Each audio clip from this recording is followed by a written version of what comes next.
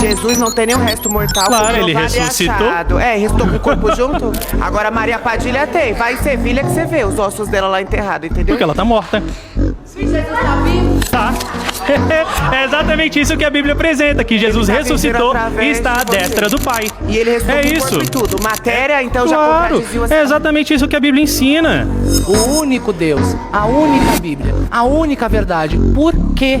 Quem disse isso? Um livro histórico. Mas esse é o ponto, a Bíblia é possível ser comprovada historicamente, meu amigo. Quando você tem uma comprovação objetiva, tá? E não subjetiva, ela se torna validada. Esse é o ponto. Agora, quando você trata só dentro da espiritualidade, mas da sua experiência, e a sua experiência ela pode ser diferente de cada um, porque cada um tem uma cosmovisão diferente, então cada um vai ter uma experiência diferente, ela se torna subjetiva e não objetiva, porque ela não é comprovável, ela não tem uma comprovação real existente. Agora a Bíblia ela é historicamente comprovável.